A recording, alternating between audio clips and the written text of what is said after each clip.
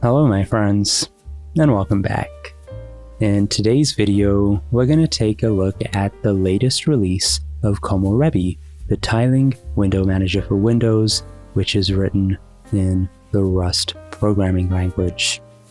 The latest release is version 0.1.29.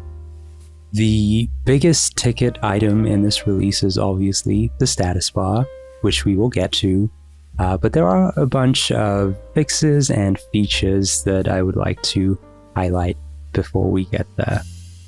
This release is now available on winget, so if you already have Komorebi installed, you can do winget update gz.komorebi. If you would like to try Komorebi for the first time, we have a brand new quick start video, so you can check that out. But if you are one of those people who will be upgrading, just make sure that you run komorebi cstop first so that the old binaries can be replaced with the new binaries. Alright, so I made a little list here on my phone so that I didn't miss any of the fixes or the features. So my first note says, edge case with display index preferences is resolved. This was a really silly mistake on my part. So this is so dumb, right? So I thought that this reserve function would alter the length of the array, but actually it just reserves memory. So there were some people who, when they were using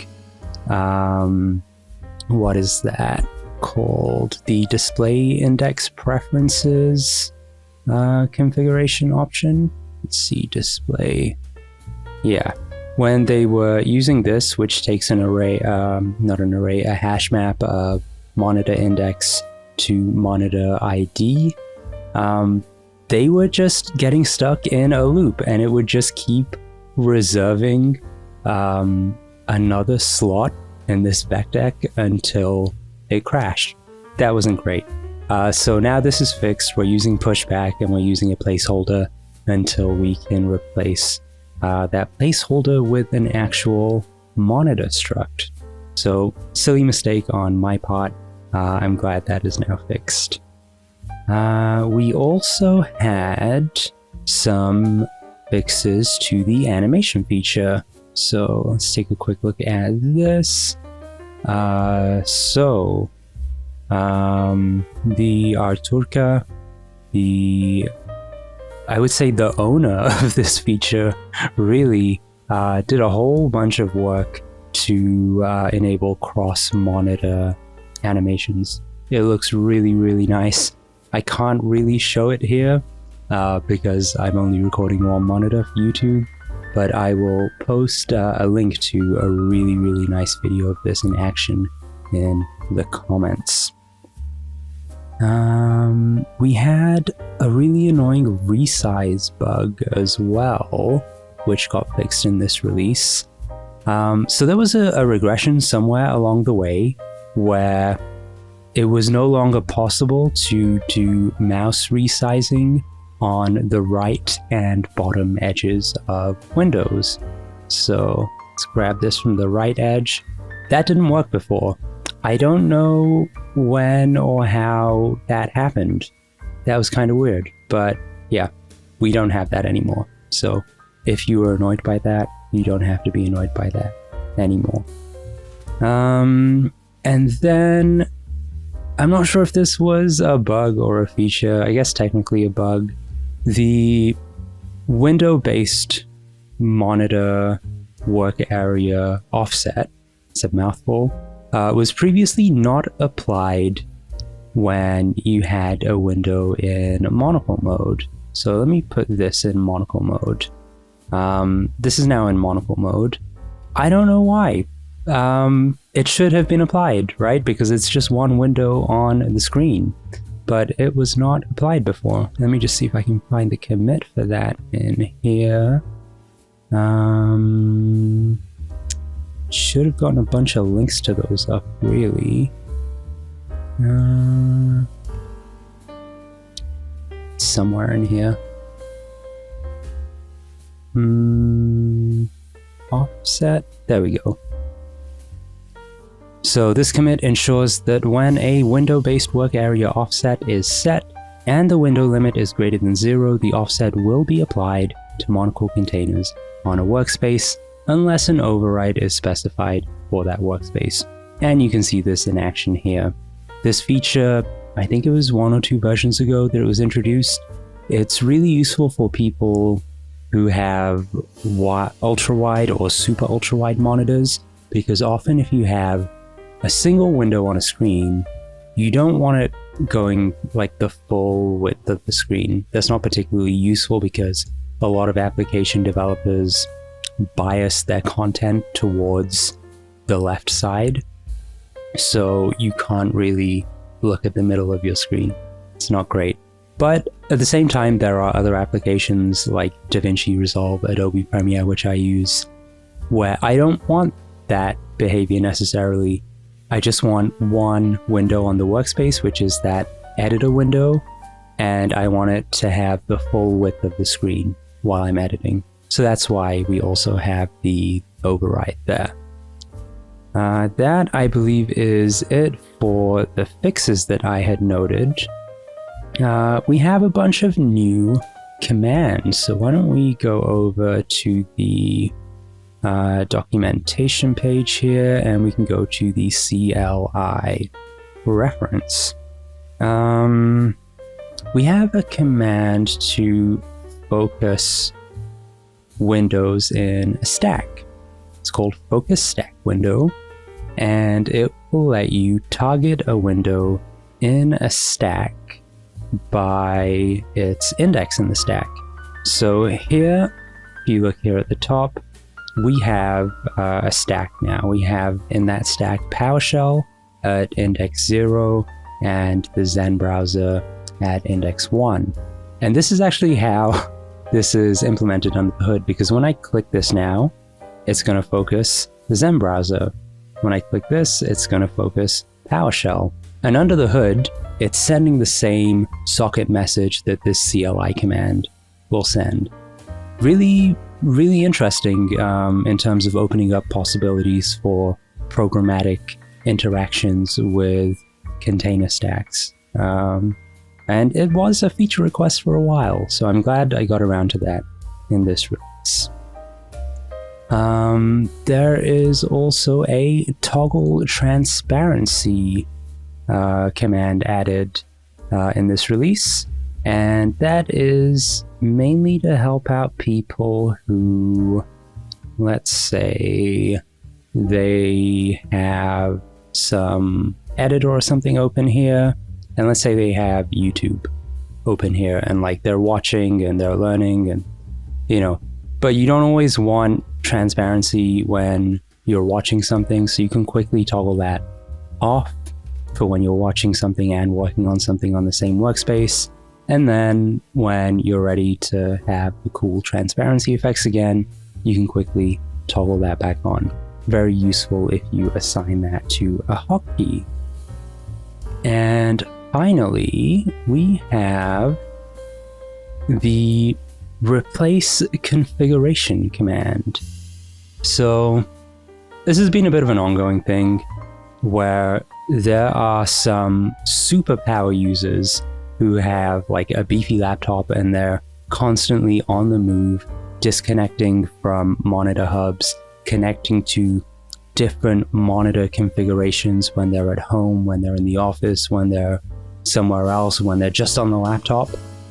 And the komorebi static configuration file does not really allow, I think, for having these multiple monitor configuration setups. And so the way that I have decided to start addressing this is by having this replace configuration CLI command, which will let you have multiple komorebi.json files and load them on the fly. So you don't have to stop and restart.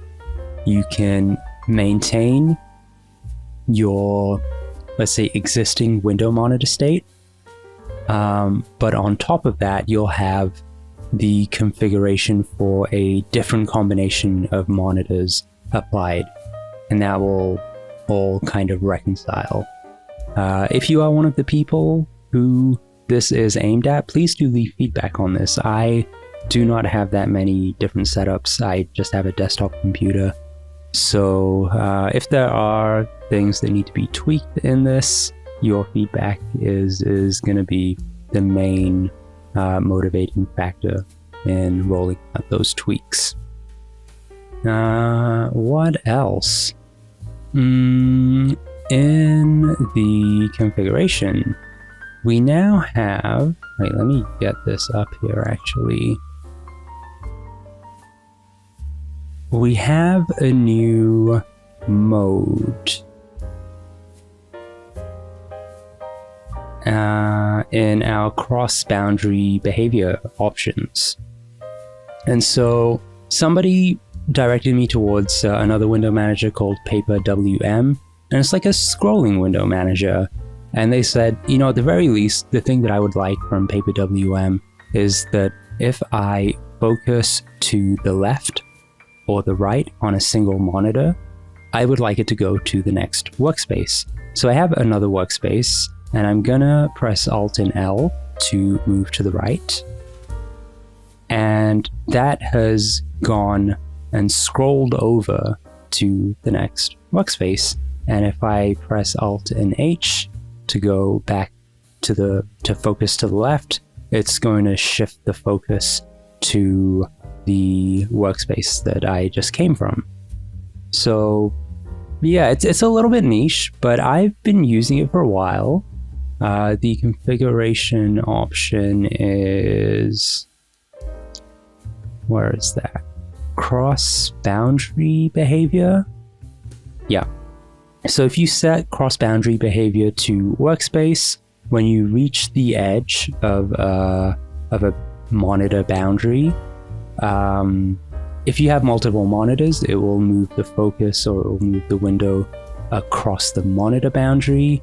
Otherwise, if you set workspace, it will attempt to focus or move across a workspace boundary, which is like scrolling horizontally. So, interesting feature. I like being able to integrate ideas from different window managers. So it may be for you, it may not be for you, but do give it a try, especially if you're somebody who is on a single monitor setup. Okay, we're almost at the bar. We are almost at the bar. Actually, you know what? Let's get into the bar. Let's get into the bar. So the bar is here, by the way. The bar is here. Let me get the main commit out here. I really encourage everybody to read this commit. In fact, I'm going to read it for you. This commit adds an initial version of the komorebi status bar. At this point, the bar is still considered alpha, well, more like beta now that it's out and actually released. And the configuration format may see some small breaking changes based on usage and feedback. We have made those changes, so it should be stable going forward now that the release is out. Some high-level notes on the bar. An external application which exclusively consumes Komorebi client's public API service. Anyone can create this without hacking directly on Komorebi's internals. This is very important for me. I want this to demonstrate that anybody can make a bar that has the same functionality. Anybody can make this level of integration. I have only used the public API service, nothing else. So you can do this too. Go and look through the videos, go and look through the code. And if you have an idea to build something in the Komorebi ecosystem, just go for it. You can do it. I believe in you. It's generally a very simple bar with limited configuration options. Users who want more configurability should use alternatives such as YASP or ZBar. Also Hitokage, which is making some really interesting progress lately. It has like an integrated Lua runtime, kind of like Western, so that's going to be really exciting to watch as well. As for the Komorebi bar, The scope is deliberately limited to provide a tighter, more focused experience. Windows only, komorebi only, single monitor only, horizontal only. There is no support for custom widgets or templating. Colors are controlled exclusively through themes which adhere to a palette framework such as Base 16 or Capuchin, and maybe others in the future. So, the main driving factor behind the design of this bar is that it should just work. It's not like a super fancy bar. It gives you key information and it's reliable and it doesn't drive you crazy trying to configure it. You know, you can just set a theme, get it to match everything else. Right now I have the Base 16 Ashes theme and like you're good to go. And you have the really nice integration with komorebi. So that's what the bar is. It may be for you, it may not be for you, but there are alternatives. Definitely go and check them out. They are very, very advanced in what they can do relative to the komorebi status bar. However, there is the trade-off in complexity. You will have to be a lot more hands-on in the configuration of alternatives. Yeah, why don't we take a look at the config and the themes. So if we come here, we have the bar reference, and here you can set a font family. I'm using the JetBrains Mono font here. You can set the font size. I've just got the default font size. You can set some options on the frame. Right now it's just the inner margin, so here you can add more padding on the inside of the frame if you would like to. We'll get to the widgets. You can set a max label width. Default is 400 pixels, I believe that is, and then text will get truncated with an ellipsis, those 3 dots. You have to give a monitor index because it only works on a single monitor, so this needs to reference the monitor index in the komorebi C monitor info command. So this is my main monitor, this is my hacky little tablet through HDMI to USB-C thing that I've got set up so that I can monitor myself on OBS. So you give it that. You can also have a work area offset automatically applied to that monitor, so it won't be everywhere, it'll be just to that monitor.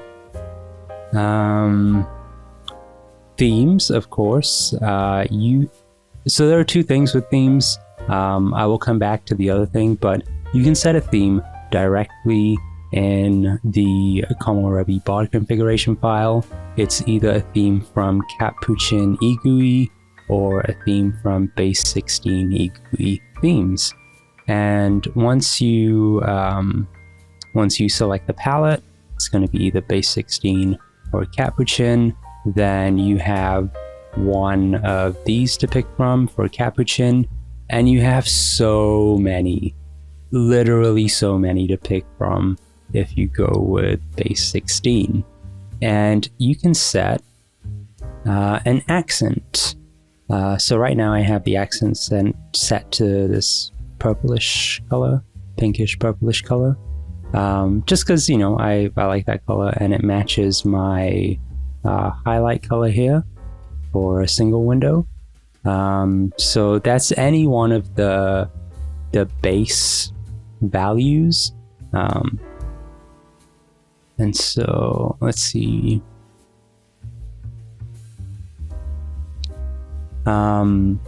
So the base 16 palette is based on 16 colors, and depending on like what you have, I think Tokyo Night is, no, that's not it. But yeah, you, instead of saying I want this specific hex, you can just say, okay, I want this base value, because they all follow the same sort of logic. So yeah. And Capuchin also has a similar palette, but these have names instead of base IDs. So when you want to set your accent with a Capuchin theme, you'll be giving one of these, which corresponds to these. And you know, they're different for latte, frappe, macchiato, and mocha. So those are the themes. And then you can make some changes to the viewport as well. Generally, you're not really going to want to fiddle with the position, but I have seen some people who say that when they load the default settings, that the bar is not tall enough. So just put in whatever your right value is here on monitor info as X, and then I'd say start with like 30 or 40 as the Y value. The default here is 20, I believe, so double that. Go from there, iterate on it, and just remember that if you do change this value, you're also going to want to change the work area offset to compensate for that. Let's get to the widgets. You can have left widgets and right widgets. So all of the widgets are here under the options. You can pick any of them.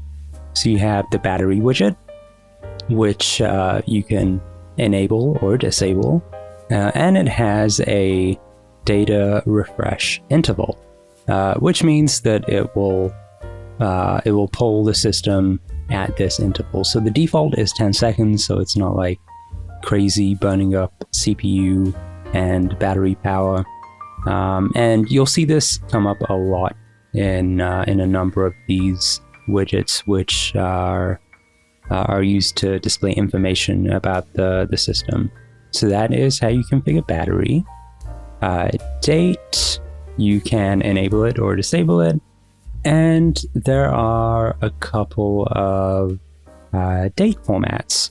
So month, date, year, so it kind of looks like that. Year, month, date, looks like that.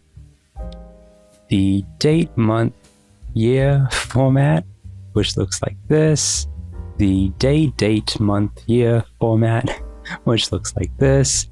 And then you can actually put in a custom string that you make from the chrono, stir, format, time, these things. I don't know what they're called. What are they called? Specifiers. So you can use these specifiers to make your own format if you're not happy with any of those. We'll come back to the komorebi widget because I think that's the most complex widget. The media widget is just enable or disable. When there's nothing playing, you won't see anything here. When there is something playing, you'll see it here, and then you can click to pause or restart playing.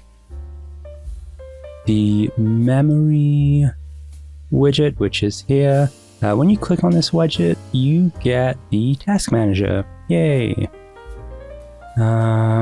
But this also has the data refresh interval, defaults to 10 seconds. You can be more aggressive with this if you want, but you know, you're going to be using up CPU cycles and probably battery. So you can also load this, like if you don't need up to the 10 seconds data on your RAM usage.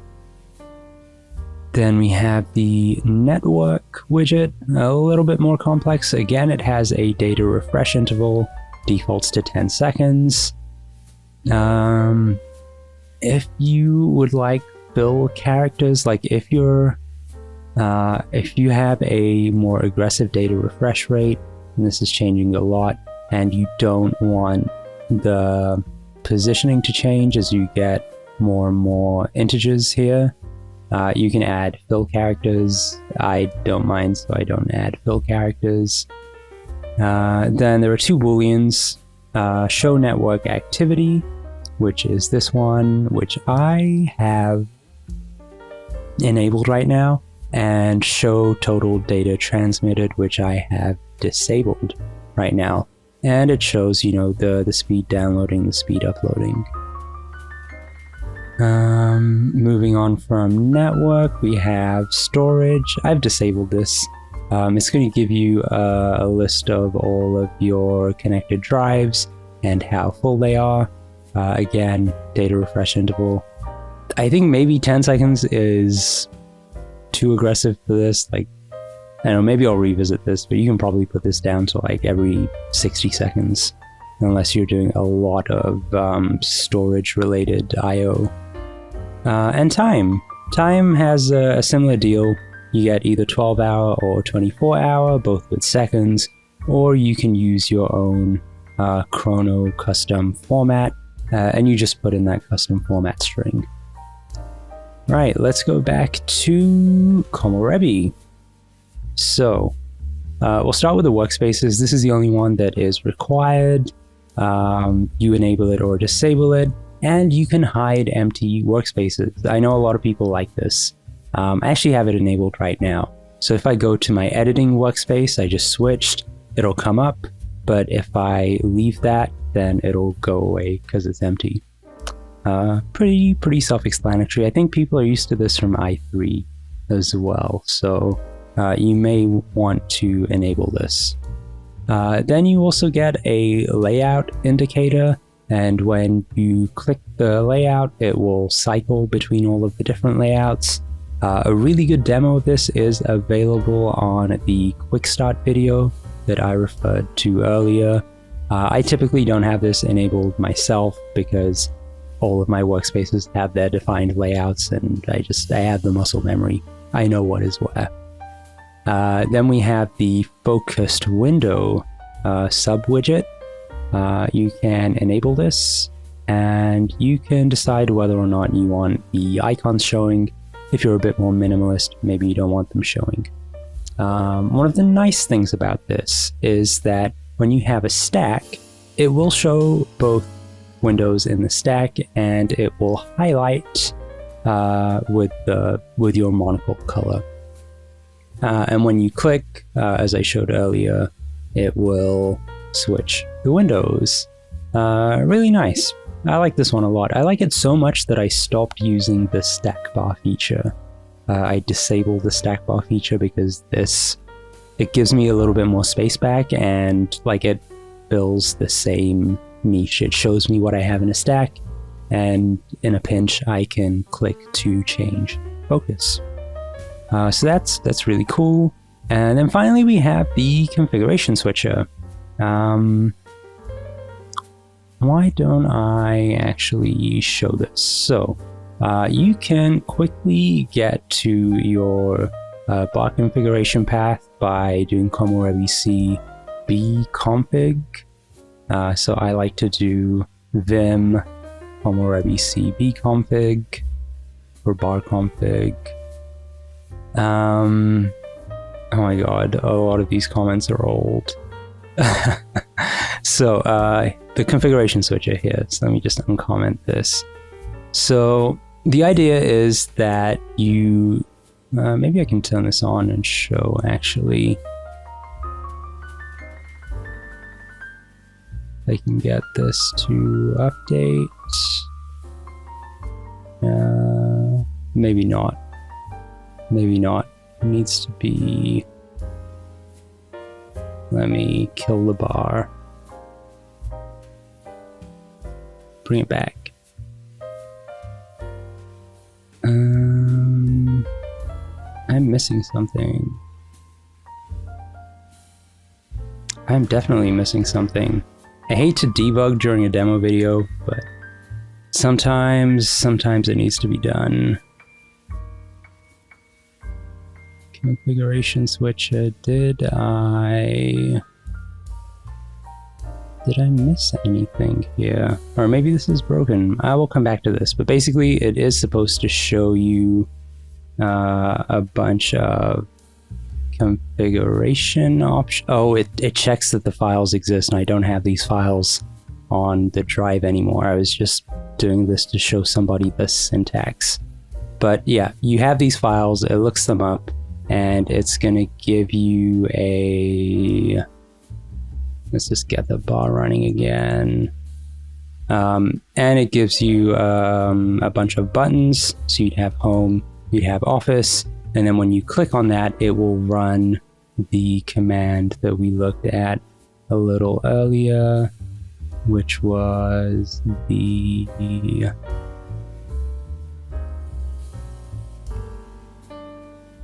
What was that command? Replace configuration. This one. It will run the equivalent of that, but just by clicking. And it will take the path that you put in here and give that as the argument.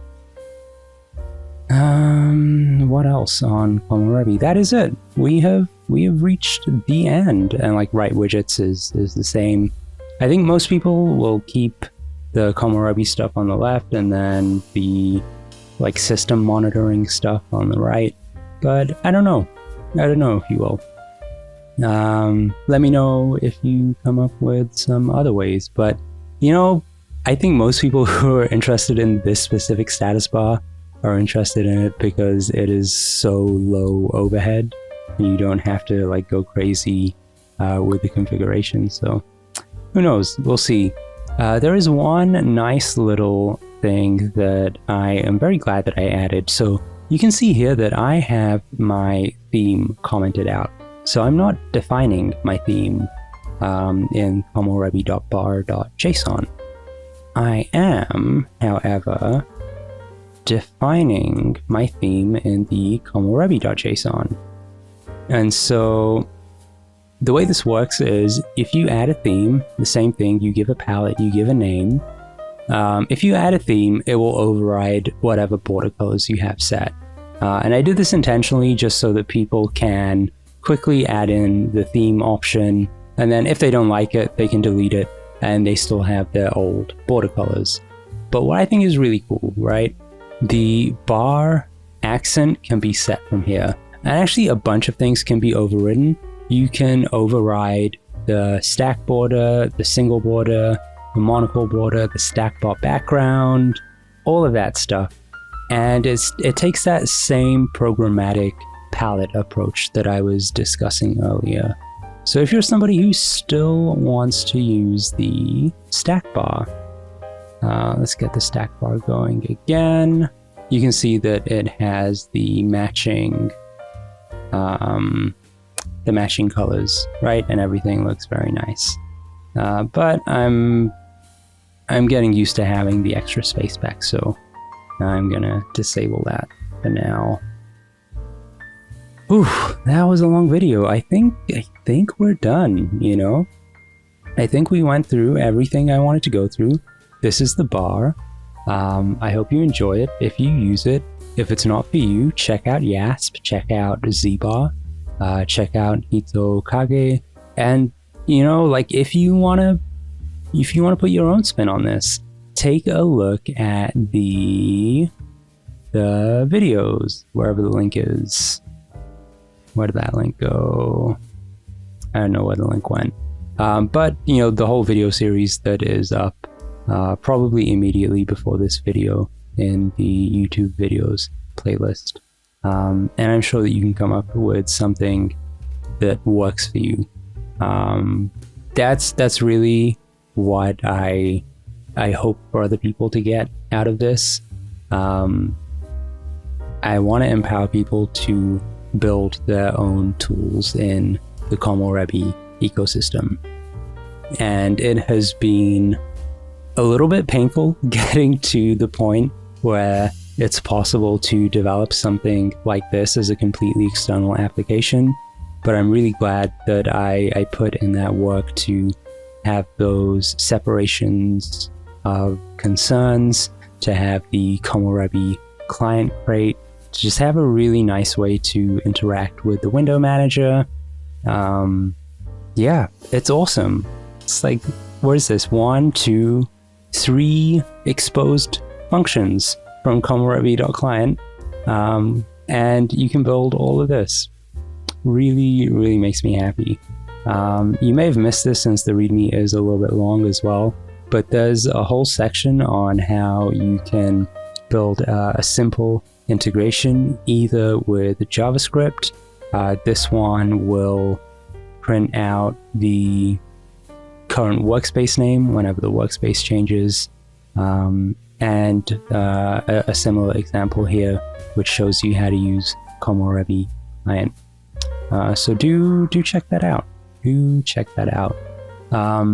I would be remiss if I did not give a huge shout out to eGUI.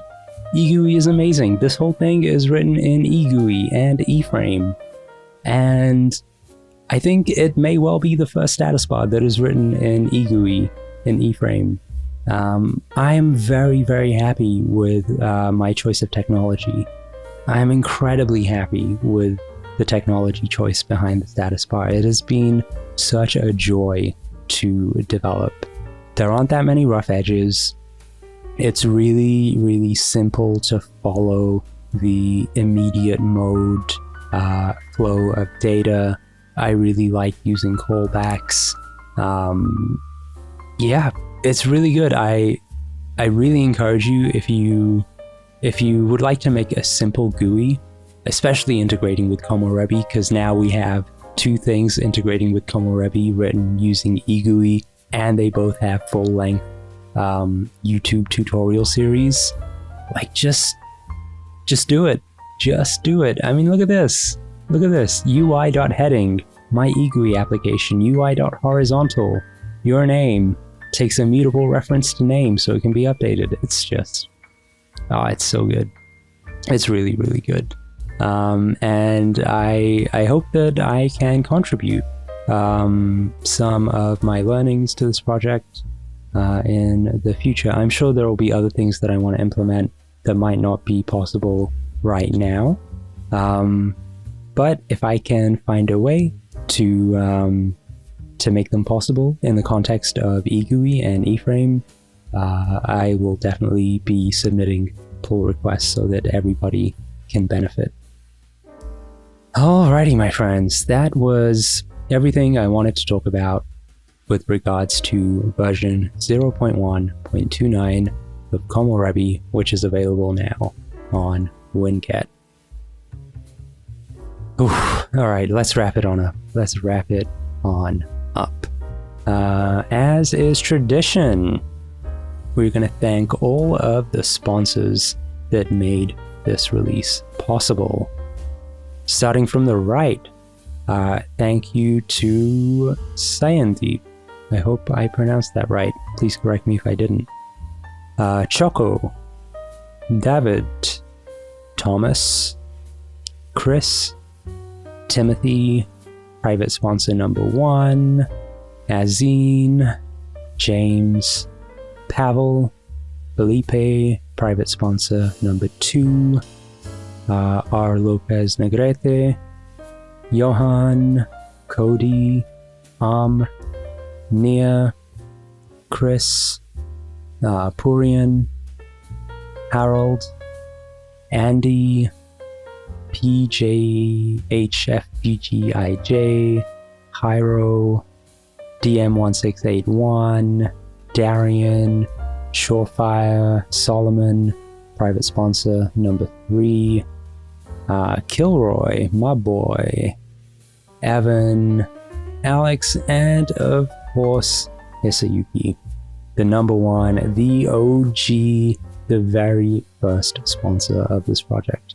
Thank you all so much, my friends. It has been a fun ride, and we have so much more great stuff coming up. If you would like to sponsor and support the project, you can be a one-time sponsor. You can be a monthly sponsor.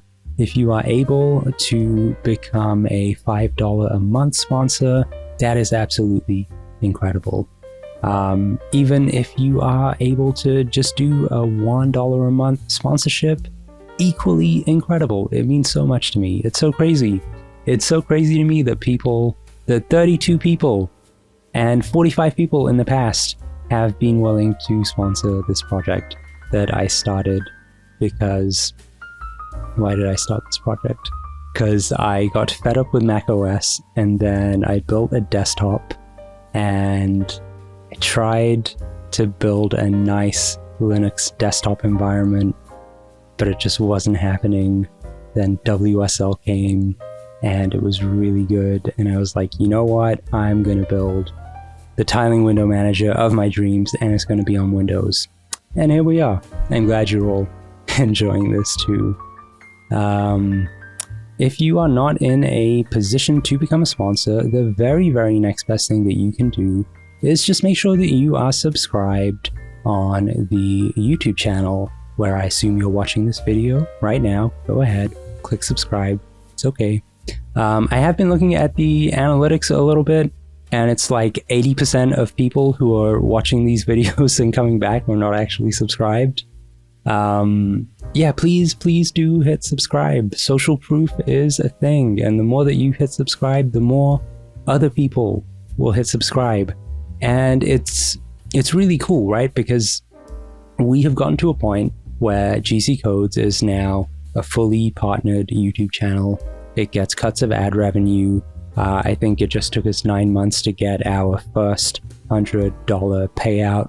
And that's just like, it's such a simple, easy, and passive way to contribute financially to the project. Like, you're just watching videos and clicking skip ad and leaving comments and likes, and you get to support the project financially without a cent leaving your pocket. It's amazing. So please do hit subscribe.